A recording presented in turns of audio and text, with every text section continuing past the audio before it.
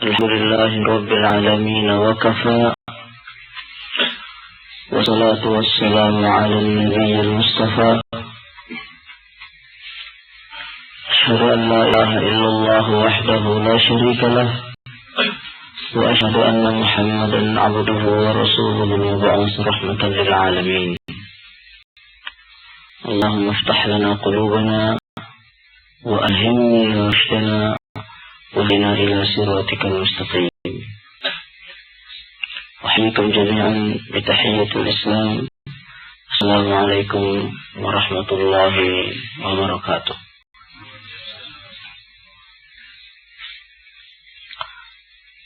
Ikhwan sekalian, pada subuh hari ini kita semua masih diberikan kesempatan hidup oleh Allah Subhanahu wa Ta'ala, yang tak orang pun di antara kita mengetahui sampai kapan kesempatan hidup itu akan diberikan oleh Allah Subhanahu wa Ta'ala. Wa ma tadri nafsun madza taksibu ghadan wa ma tadri nafsun bi ayyi ardin tamut. Dan tiada satu pun jiwa yang mengetahui apa gerangan yang akan dia lakukan esok hari, di belahan bumi mana kelak dia akan meninggal.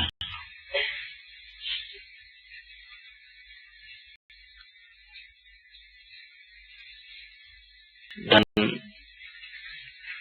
ada suatu hikmah yang sangat besar bahwasanya Allah Subhanahu wa Ta'ala menjadikan batas dari usia manusia itu tidak diketahui oleh siapapun juga.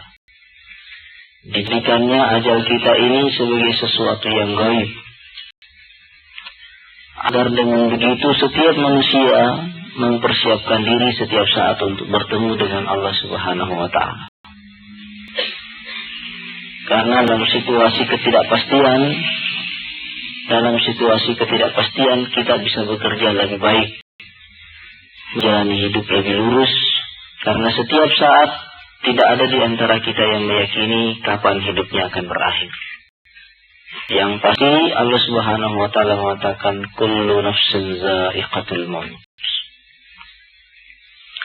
Dan kalau kita melihat, Allah Subhanahu wa Ta'ala berkali-kali menekankan masalah ini, selalu menekankan masalah dari kehidupan pertama manusia, yaitu masalah ajal. Oleh karena dengan menekankan masalah ajal ini, kita senantiasa selalu teringat terhadap titik akhir kemana hidup kita ini berjalan. Apa yang paling sering menggoda manusia dari kehidupan dunia ini dan membuatnya mudah terlena, salah satunya ialah ajalnya juga dia tidak ketahui. Satunya juga ialah karena akhir dari hidup ini tidak pernah didefinisi sebelumnya. Oleh itu nikmat kesehatan, nikmat kemudahan seringkali membuat orang tidak menyadari bahwa kelak hidup ini akan berakhir. Tapi jika kita melihat berkali-kali Al-Quran menekankan masalah ajal, menekankan masalah kematian, dan Rasulullah Shallallahu Alaihi Wasallam juga berkali-kali menekankan masalah ini, sesungguhnya yang diinginkan oleh Al-Quran dan juga oleh Sunnah Rasulullah Shallallahu Alaihi Wasallam ialah setiap saat kita menyadari titik terakhir kemana kita menuju, atau kita menyadari visi dan misi kehidupan kita. Sebenarnya yang disebut dengan keimanan itu, ikhwas sekalian, selalu bermula dari titik kesadaran ini. Bermula dari apa yang disebut oleh Ibnu Qayyim dengan al-yaqazah. Saat dimana jiwa kita terhenyak oleh kenyataan-kenyataan itu tadi, oleh kenyataan bahwa kita akan memiliki second life, kehidupan kedua setelah kehidupan dunia ini. Maka bagian yang paling menyentuh, yang paling menggugah keimanan kita ialah kesadaran yang kuat tentang waktu. Waktu ini diberikan oleh Allah Subhanahu wa Ta'ala dalam 3 lapisan. Lapisan pertama ialah waktu individu. Ya, waktu yang diberikan kepada setiap individu manusia yang kita sebut dengan umur, yang kita sebut dengan usia. Lapisan kedua ialah umur masyarakat. Setiap kelompok masyarakat memiliki usia tertentu. Ada saat-saat kelahirannya dan kelak ada saat-saat kematiannya.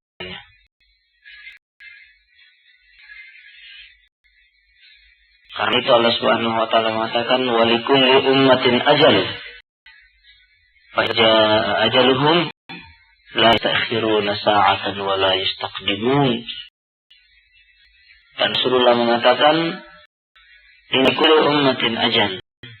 Setiap umat itu memiliki usia tertentu. Wa inna li ummati mi'atu sanah. Dan usia umatku hanya 100 tahun.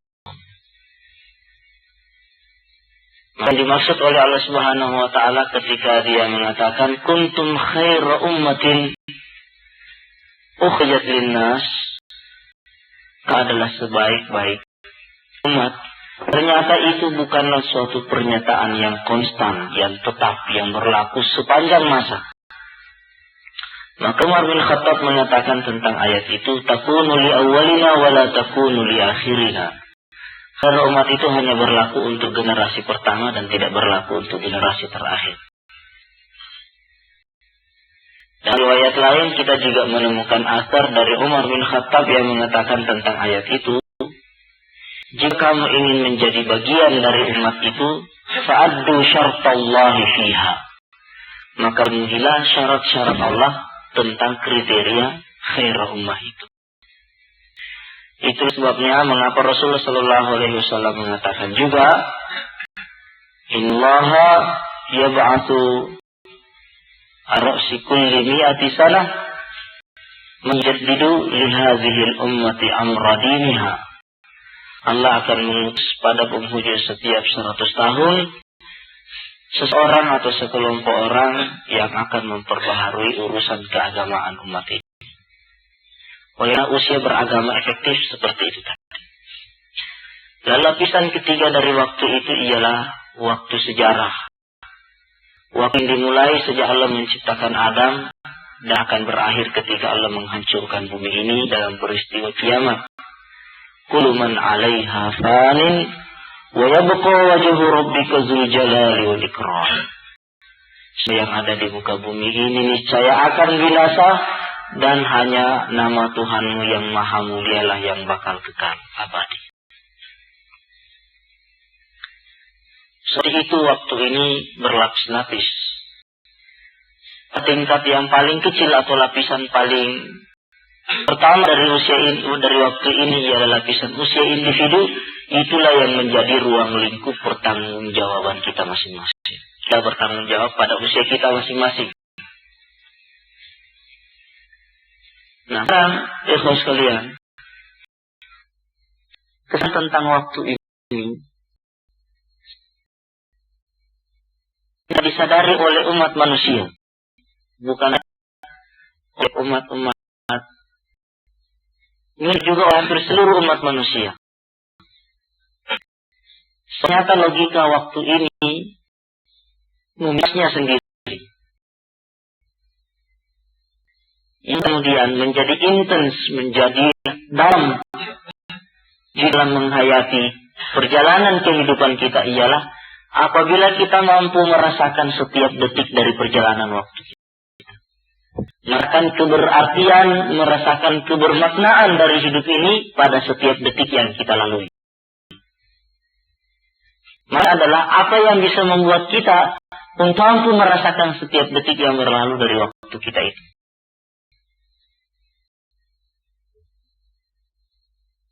Saya contoh bagaimana kesadaran tentang waktu ini.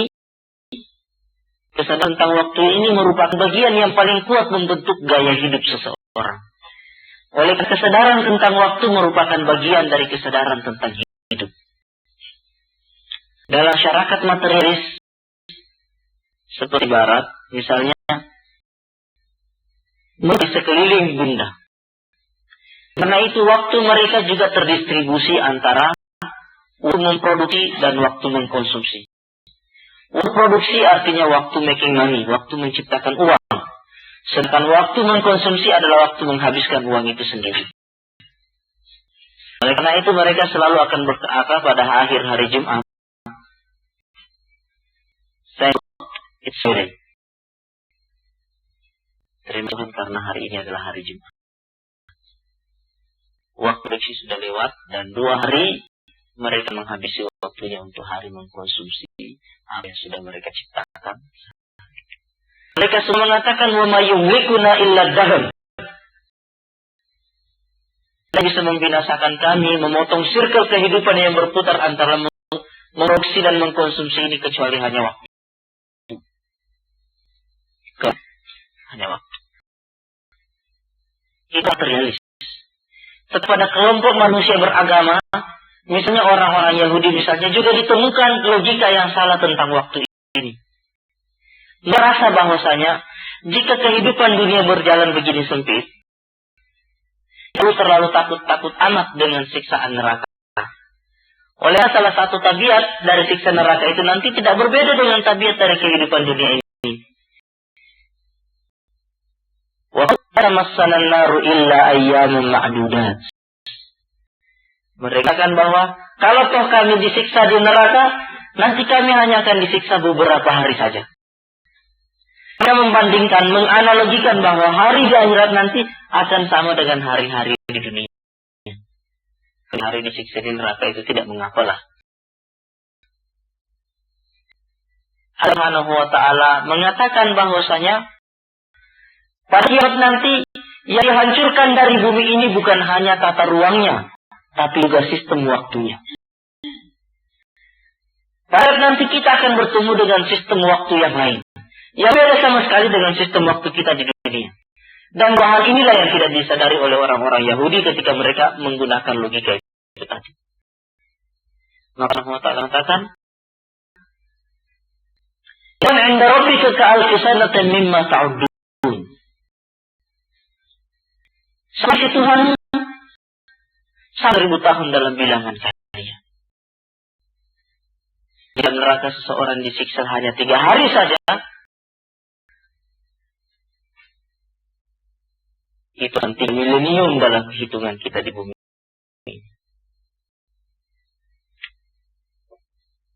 Maka Allah Subhanahu wa ta'ala seringkali mengetuk hati kita dengan ketukan dan peristiwa kematian. Lalu Rasulullah sallallahu alaihi wasallam menciptakan semua instrumen yang membuat kita setiap waktu mengingat kematian.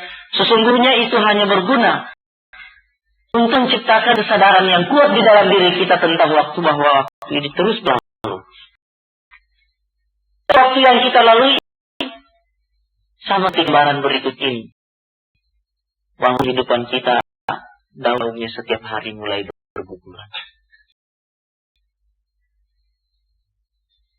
Kalau mengatakan akhirat raha dengan lezat, berbanyak mengingat sesuatu yang akan menghancurkan segenap kenikmatan dunia. Unsur yang seringkali membuat kita lupa dari ingatan terhadap kematian ini ialah apa kita terlalu menikmati kehidupan dunia ini. Apa kita terlalu menikmati kehidupan ini, dan itu yang mengiming-imingi kita dengan usia yang panjang. Itu yang mengiming kita dengan usia yang panjang. Maka yang terlalu nikmat dalam kehidupannya diperintahkan oleh Rasulullah sallallahu alaihi wasallam, "Ikhshawshinu fa inna amala tadum." Biar untuk berusaha hidup kasar, hidup bersahaja, karena nikmatan itu tidak selalu ada. Menjaga hidup kita supaya selalu berada dalam kondisi bersahaja, selalu berada dalam kondisi kasar, kita lebih mudah mengingat kematian. Lalu Allah SAW menciptakan variabel lain agar supaya kita mudah mengingat kematian, yaitu dengan cara sering melihat kuburan. Sering pergi ke kuburan. Sering ke kubur agar supaya ingat tentang titik akhir dari kehidupan ini selalu mempengaruhi cara pikir, cara merasa, dan cara kita bertindak.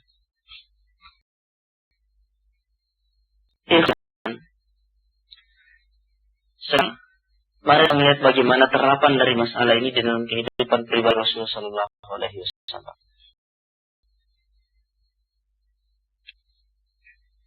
Rasulullah Sallallahu Alaihi Wasallam hendak tertidur, beliau terlebih dahulu bahwasanya tidak darah dari kematian. Tidur selain kematian. Dan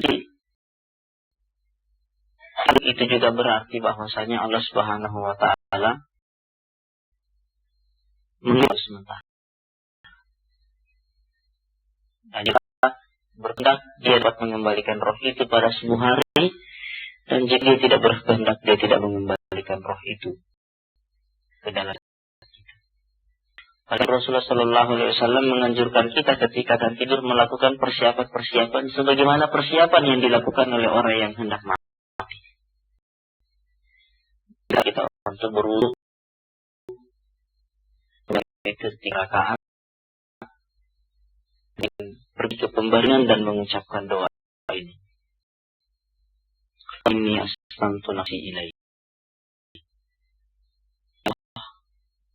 Dan segenap jiwaku kehadiran.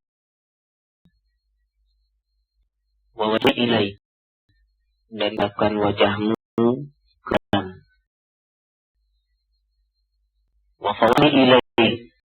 Dan serahkan segala urusanku padamu. Wa adhri ilaik. Dan sandarkan punggungku hanya padamu.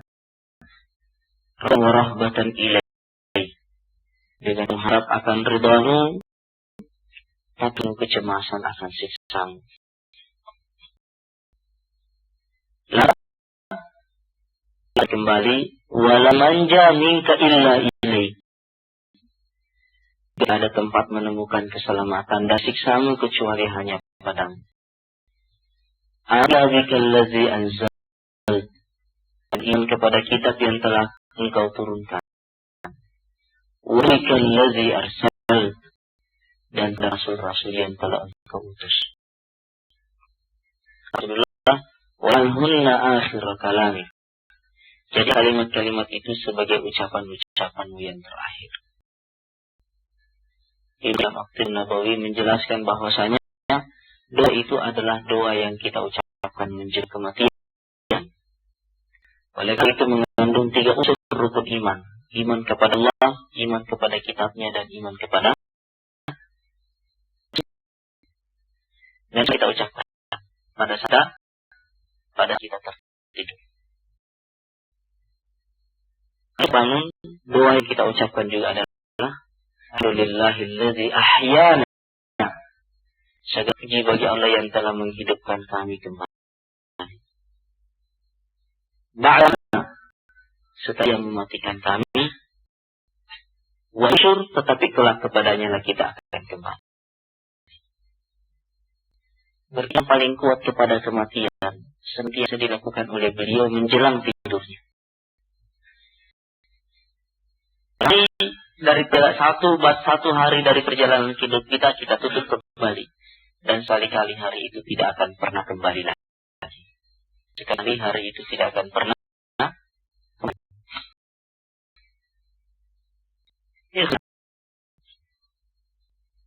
Harapan sehari-hari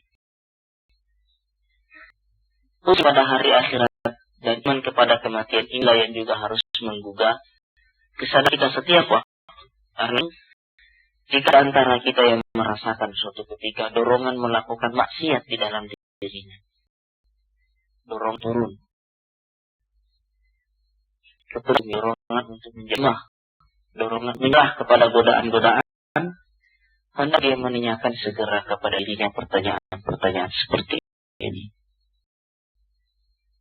Jika dalam keadaan maksiat itu tiba-tiba saya meninggal, bertemu dengan Allah Subhanahu wa Ta'ala.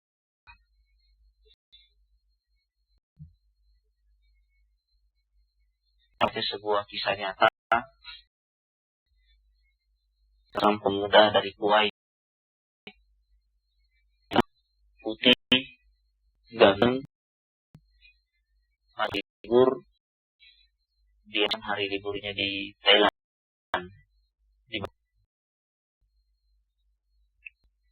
dan menghabiskan waktu itu bersama wanita. Lalu waktu dia masuk ke dalam kamar hotel sambil mendengar wanita di tangannya. Ketika kamar hotel itu dia mengunci kamarnya, mungkin dirinya pada berada di atas pelukan di atas wanita itu, saat itulah nyawa tercabut.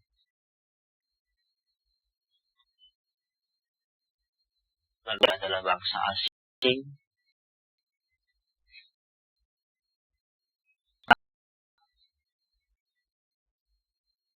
yang ke Kuwait. Lalu setiap Kuwait keluarganya membuka jenazah yang membawa jenazah itu dibuka, wajah tadinya putih dan tiba-tiba berubah menjadi hitam, seperti orang yang baru kebakaran atau hangus.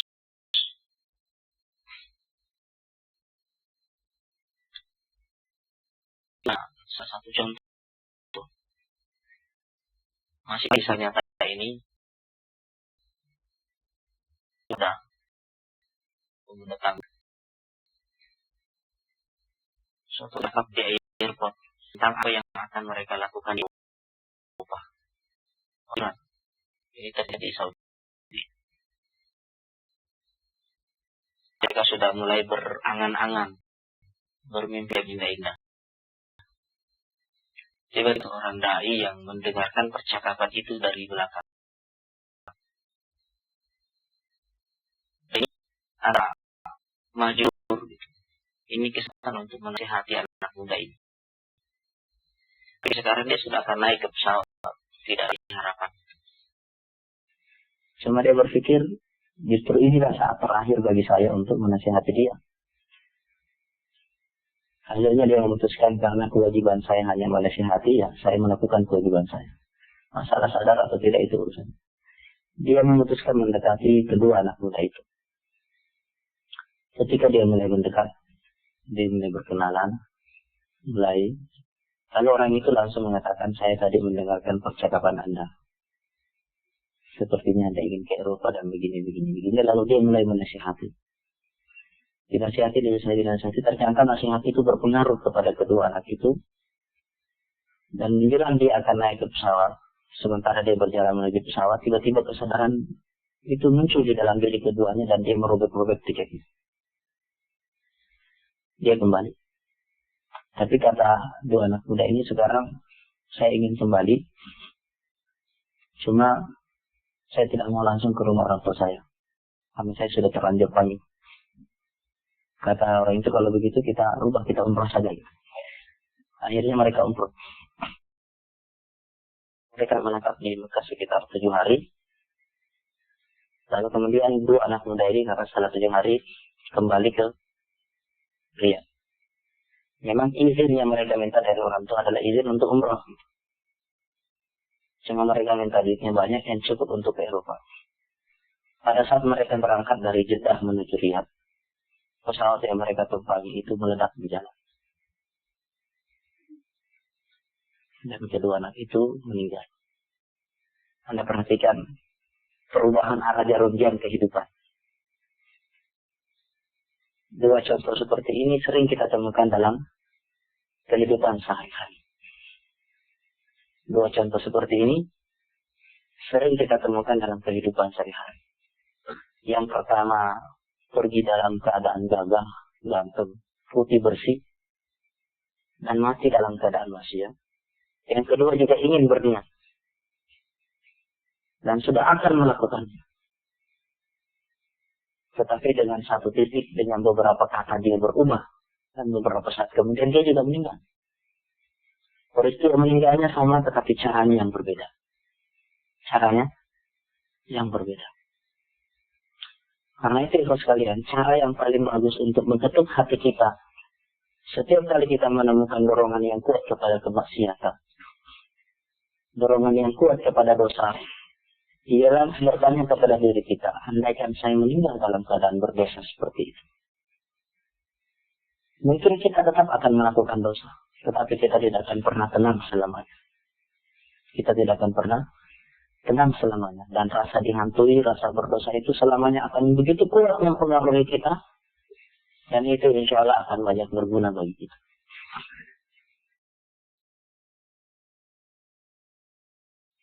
Saudara sekalian, saya pernah menonton sebuah video yang merupakan disertasi dokter di Jerman. Disertasi dokter ini memotret berbagai cara untuk mati, yang terdiri dari 6 kaset video. Jadi semua cara mati dia perlihatkan itu. Semua cara mati dia berusaha menemukan semua cara mati, mulai dari orang yang mati biasa, mati dalam keadaan sakit, mati dan disetrum di penjara, mati dan digigit buaya, semua bentuk mati. Saya sendiri agak kaget bagaimana dia bisa menemukan momentum-momentum seperti itu. Tapi saya menganggap pikiran ini pikiran untuk orang Eropa, mungkin ini agak gila pikiran ini. Salah satu yang saya lihat di situ ialah beberapa contoh kematian orang yang mati dibunuh. Kemudian orang yang mati disetrum listrik. Orang di penjara, hukuman mati, dapat hukuman mati, kemudian disetrum pakai listrik. Kemudian orang yang mati dalam keadaan digigit buaya.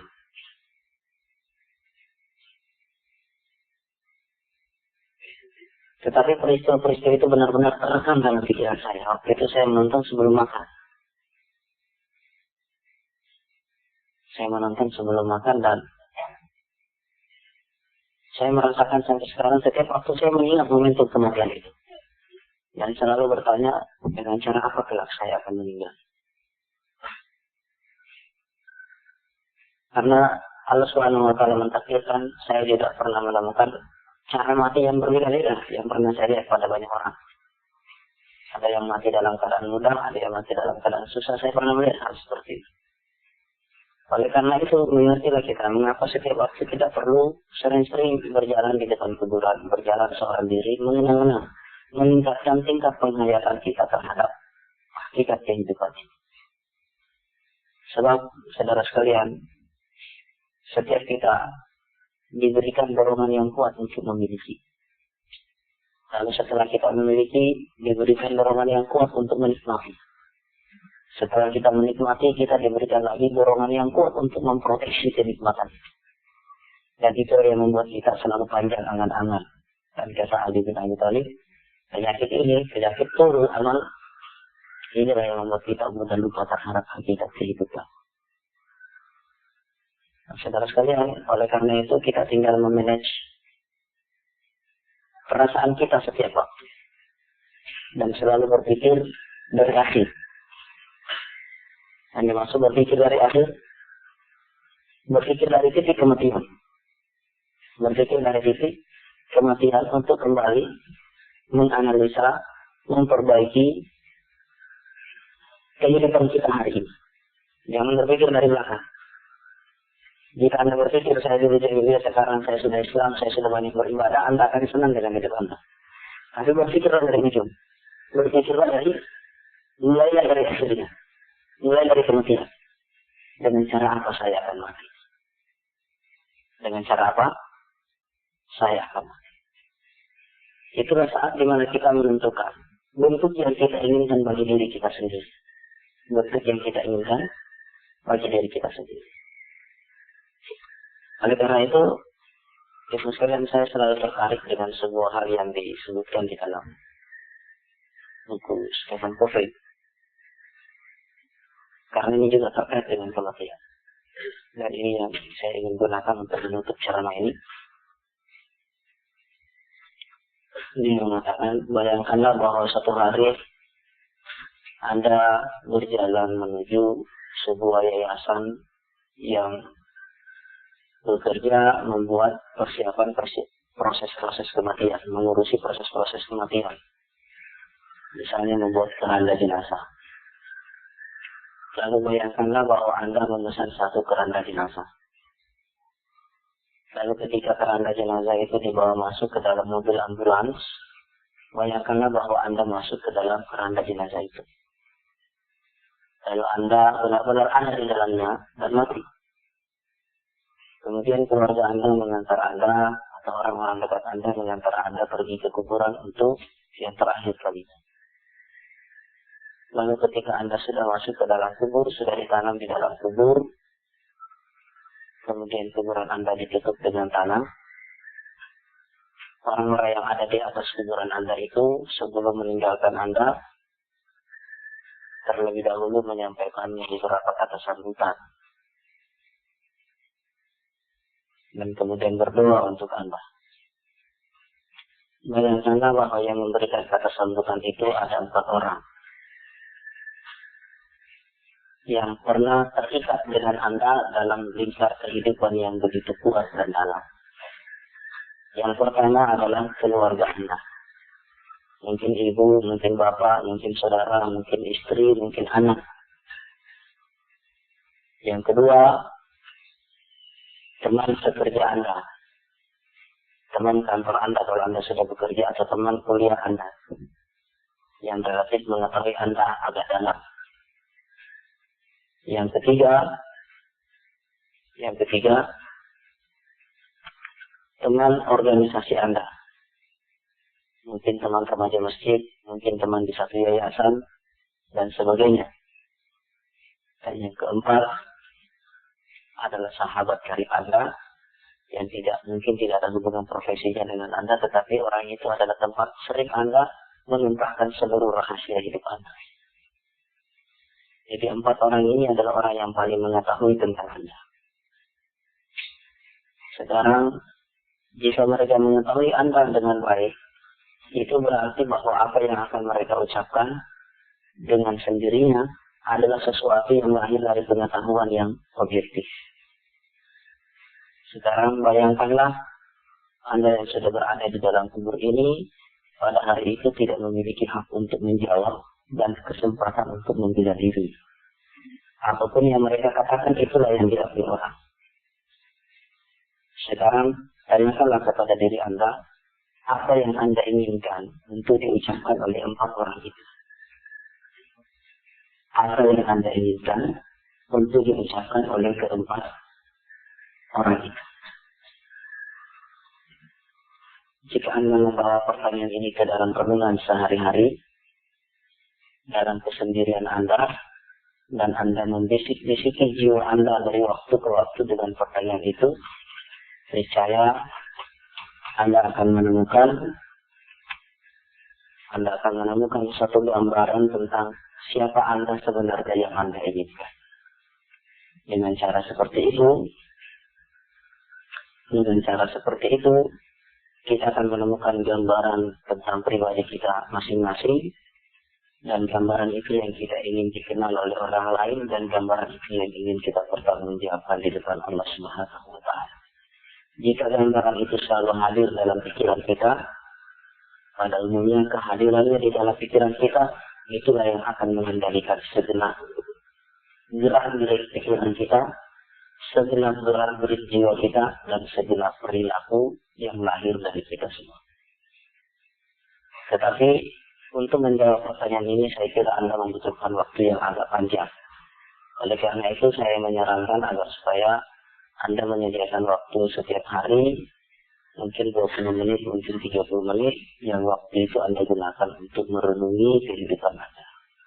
Berpikir seorang diri, tidak diganggu orang lain, untuk berpikir merenung dari waktu ke waktu. Karena hal-hal seperti itu yang akan membuat penghayatan kita tentang kehidupan ini menjadi lebih intensif. Itu yang akan membuat kita menghitung hari setiap hari. Dan bukan merupakan hari setelah beberapa bulan. Dengan cara menghitung hari setiap hari, bahkan menghitung detik setiap detik, kita akan menjalani hidup ini lebih intens, lebih terarah, lebih bermakna, karena kita benar-benar terlibat di dalamnya. Assalamualaikum warahmatullahi wabarakatuh.